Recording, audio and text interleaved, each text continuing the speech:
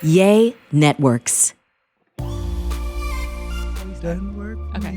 Hey, y'all, and welcome to We This to Is use all Life. of that right there. That was good. This is Life with me and my baby daddy. He's my baby daddy. So we was getting our nails done.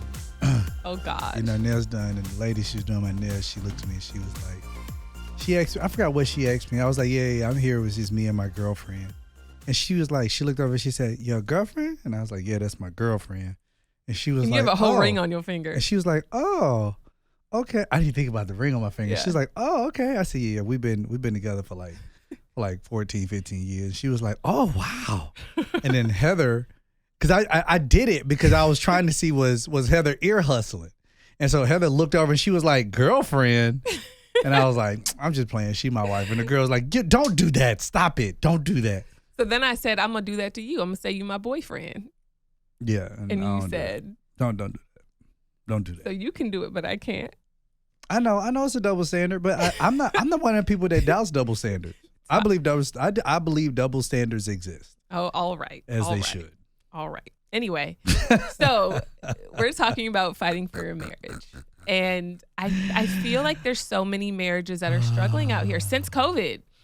I feel like since COVID, it's just been like People in hell.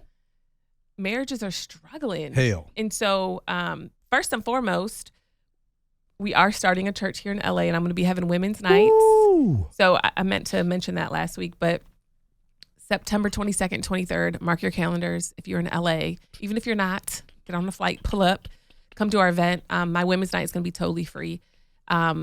Church is free too. Of course. Right. Come to, actually you can register on my Instagram, Heather L Love, in the link in my bio.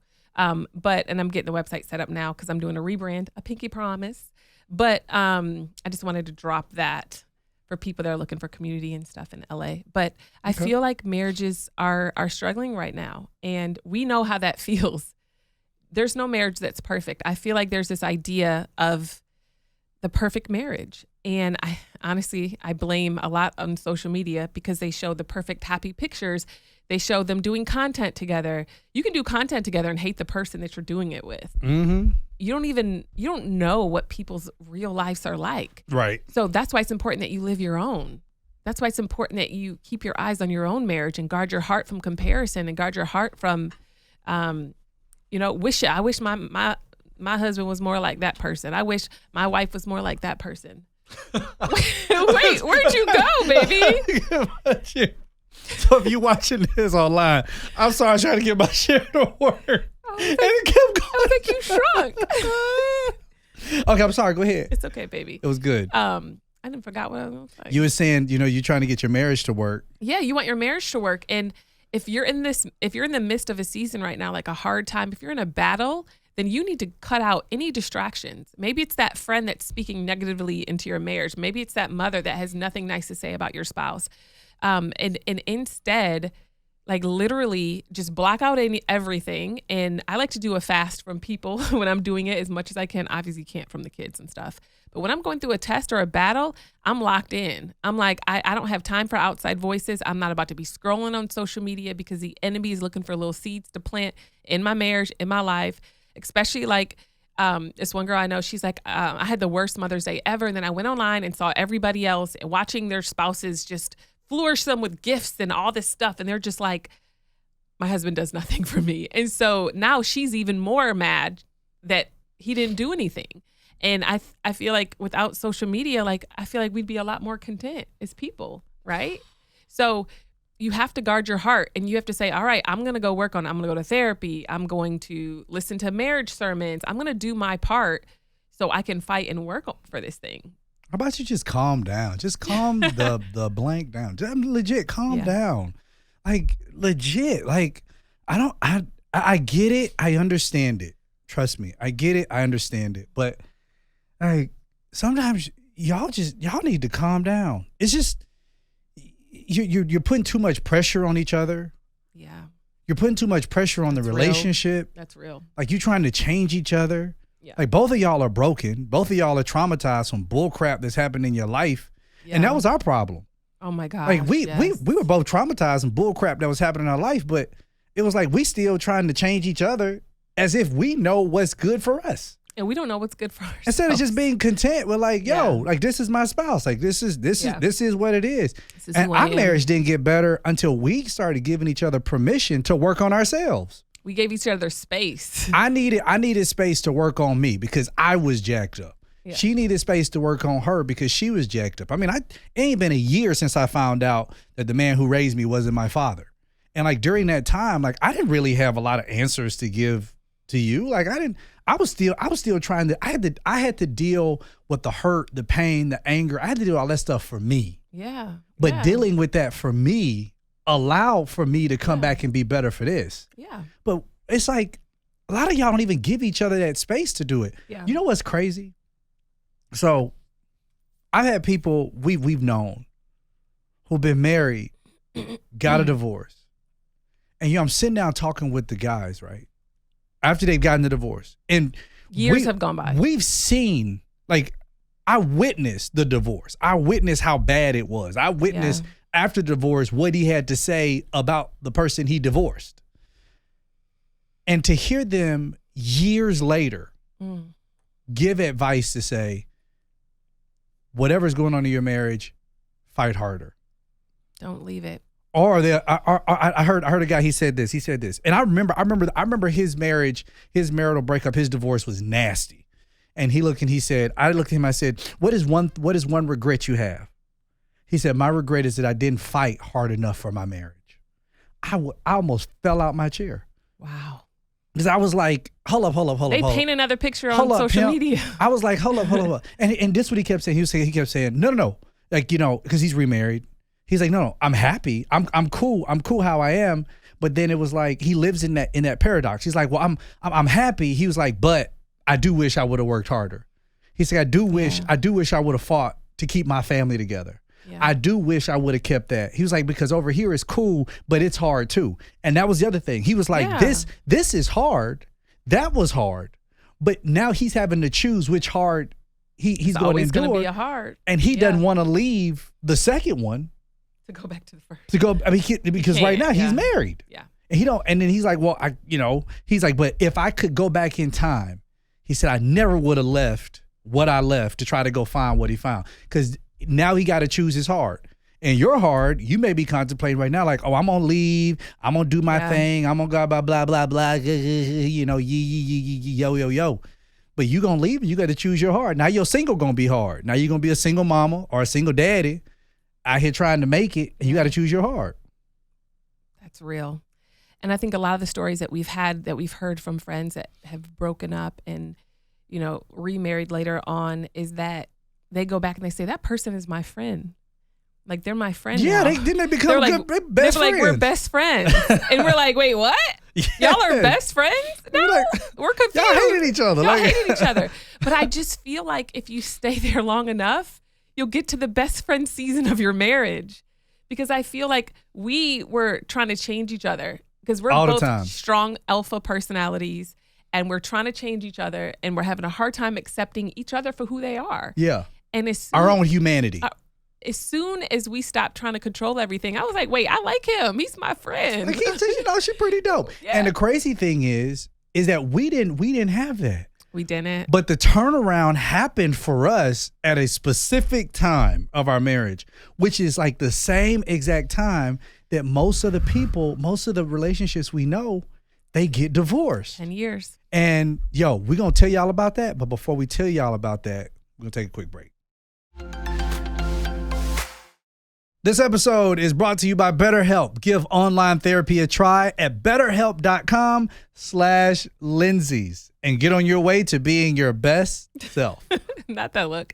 So I remember when I first heard about therapy, and back then it was like taboo. Like, you don't go to therapy. You just go to Jesus and you pray, and that's it. Like, you just pray. But I realized, like, no, I actually need somebody to take me back and walk me through some really traumatic things that I went through. So, using BetterHelp. And I want to recommend everybody that's listening to check it out, to listen. They match you with a therapist. And it's so important that you get that help. You get that therapy so you can walk through those areas. It's not a shameful thing now, right? Now it's like, no, let's work on your mental health and pray. Let's take your medicine and go to your therapist and let's keep moving forward. Yeah, because y'all out there, I get it. You want to pray, but the problem is you cray. And you need to go get the help that you need. So if you're thinking of giving therapy a try, you need to contact BetterHelp today. It's entirely online, designed to be convenient, flexible, and suited to your schedule. You just fill out a brief questionnaire to get matched with a licensed therapist and switch therapists anytime for no additional charge. Find more balance with BetterHelp. You need to visit BetterHelp.com/Lindsay's today to get 10% off your first month. That's BetterHelp. HELP.com/Lindsay's. Remember, pray. Pray. That's BetterHelp. HELP.com/Lindsay's. LINDSEYS. Yo, so this exact time, which my wife was just saying before we took the break, 10 years. A 10-year itch. So we were the pandemic had happened. Florida was still open, of course. So we flew down to Miami. That plane ride, them flights was cheap, and then wasn't nobody on the flight. Nobody was on the flight. Amazing. We were like so first great. class for like $200. It was so great. But we got there. I got the Rona on the way back, though. You got Corona on the way back? I got Corona in Miami. Yeah. Oh, dang, I know that. Yeah. Oh, dang, super spreader. Fine. But here. I didn't get it. But anyway, but I was down. We were down there. We got we ate at a restaurant, whatever. I remember we were sitting there. Remember we were like all white or something? Yeah. All white. I remember we were sitting there and we was like, I forgot how the conversation came up, but something about liking each other. Yeah. And it was like, I think you asked me, or I asked you, I was like, do you like me? Yeah. And you were like, you were honest. You were like, no. I was like, no. I wouldn't like choose you as a friend. Dang, I was like, God, no. Like, we were married for 10 years. 10 years. And I was like, I don't like him. And you don't like me. I'm like, God, like that hurts. And then she was like, I love you, but I just didn't like you. Yeah. And then she was like, do you like me? And I'm like, honestly, like, just being truthful, no, I don't. Yeah. And so if we sat there like, so what do you do with this? Do you get a divorce? Yeah. Or do you try to work it out? So our thing was we just made a decision. We're like, okay, well, let's get to know each other again. Let's just kind of see how it goes. And let's be brutally honest. I remember us saying that. Like, let's be very honest with each other. Yeah. And be brutally honest. And like, being able to walk through that though. Like, because nobody prepared us for that. And I think a big piece of that, babe, was the fact that we weren't the same people we met. At all. And didn't nobody, when we met and got married and premarital, ever tell us about us changing. Like, I'm not the same dude she met, and she's not the same girl I met. So it's like, didn't nobody prepare us for that 10 years of being like, hold up. Who are you? There's a stranger in my bed. Because she was like, hold up, you curse? I remember you told me, you was like, oh, you curse? I was shocked. I was like, yeah, I do. I just don't. I've never did it around you because I felt like you were too perfect. Yeah. And you were so judgmental, and you were so this. So I was very self-righteous. So when I got away from you, I was like, oh, turn up, And then, but it was like, finally, I was like, I'm tired of pretending. Yeah. I'm gonna be me. Yeah. And then when you started to see me, you like, hold up. I don't like that.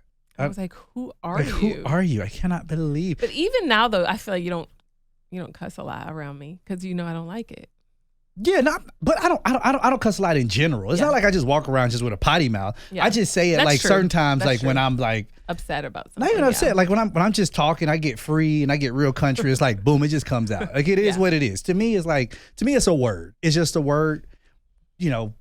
Apples, oranges, however you look at it. That's you. We ain't going to that theological discussion. Yeah. But nevertheless, like I just say it and we just move on.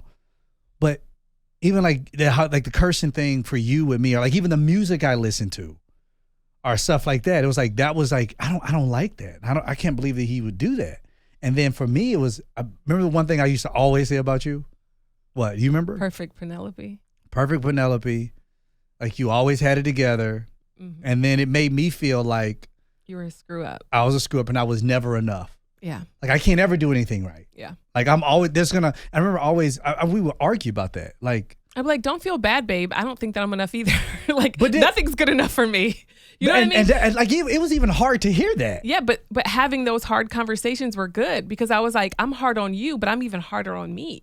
So I had to go to the Lord to really get healed and realize I am enough and I'm content in who I am. And I don't have to strive to be somebody I'm not, right? Or strive for this image of perfection. I can actually rest and know that God loves me, my husband loves me, my family loves me, and I don't have to earn their love or work for it. Yeah. But if somebody is super self-righteous and hard on their spouse, they probably hate or are very hard on themselves too. Yeah. I remember you would look at me, you'd be like, well, if I'm aggravating you, just tell me what to do and I'll do it. I was like, just give me a list. Just give me a list of what you want in a wife, and I'll just be it. And I remember looking at you like, I was like no, like, I'm not about to write no list. Like I'm about to go play the PS5. I'm not about to write no list. I was like, for you. just give me because I was very performance works oriented, and because I lacked like attention and affirmation from my father, I would, as an adult, become a performer. I was a performer as a child. I became a performer as an adult. As long as I do everything on this box, I won't be rejected by my husband. I won't be rejected at my job. That's why I did so well at work, because I sought to please my boss and think like her and study like her, that literally she's like, I can never lose you because you are so on point.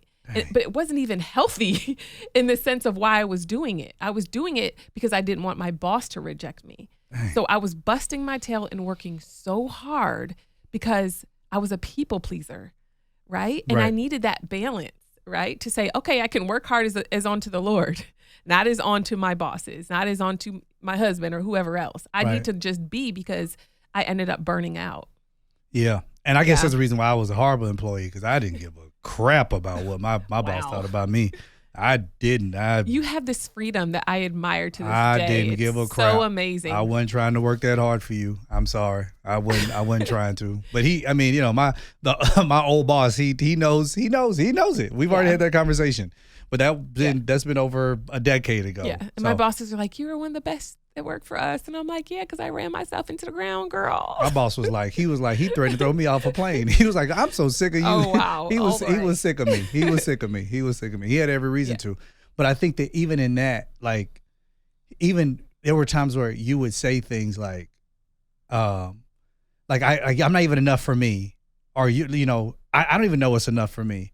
Where it's like in my head, it almost validated the fact that, like, I would tell myself, like, well, why would I still do this? Because I'm never going to be enough for her. And she's never, it's never going to be okay. And then when you would ask for the list, like, I remember I used to always be like, okay, you want the list? You want the list? Number one. I'd be like, chill out. Just chill. Just chill out. Just chill. I was like, I got trauma. I didn't know how to chill. You can't tell somebody that's got performance trauma to just chill, because I need to work in order to be loved. So you can't just be like, hey, just chill. I'm like, just chill out. If I'm chilling, that means I'm resting, and I can't rest, because if I'm resting, I'm lazy and I'm not going to be enough, and it's going to confirm that I'm not enough. So I had to work through that. Like, it's so much for people who are high performers in that sense, and just really struggling with that trauma from their childhood, to just, because the thing is, they become very successful per se, but at the same time, like, they're burnt out and stressed, and they overthink, and they have zero chill because they just. My God, we should talk about this more next week. All I wanted you to do is just chill out. But now I do. I mean, I feel like I'm better now. I feel like I've chilled and I've calmed down a little bit. No. You've calmed down a lot. And then in times where you get into that performance mode, I'd be like, no. Especially with the kids. Like, I've chilled on that. You'd be like, okay, babe. You're like, okay. So what can I do to help? What can I do to help? I'm like, Heather, I think it was the other day where I our oldest son was like, I want to do this. He's like, I want to go to the park or whatever it was he wanted to do. It was to the park. It was on Mother's Day. He wanted to go to the park, and he was like, I really want to go to the park, and he just kept asking. And finally, I knew how it was bothering you, because I know your heart. You don't want them so bad. You feel bad, and you don't want them to feel traumatized and upset and go through something. So it was my turn as daddy to step in. And I gave him the act, and I was like, let me tell you something. You don't get everything you want in life. I mean, hey, I want to go to the moon, but I ain't going. Like it is what it is. Like I love to be on a trip right now with your mama by myself, but here I am in the truck with you, having to go celebrate your mama on Mother's Day with all of y'all. I can't wait to do this by ourselves, you know? Yeah. But it's like and I was telling the kids, like we don't have to be obligated to do everything for you. Yeah. And I think I put in, I was like, and if I said, you're going to grow up with some trauma anyway. I said, we're going to get you all the therapy you need. I said, but at this point, definitely, we're not going to kill ourselves trying to make you happy and trying to please you. Because I would do that with the kids. Yeah. I try not to do it as much, but I rationalize in my head. I'm like, but this is what I think.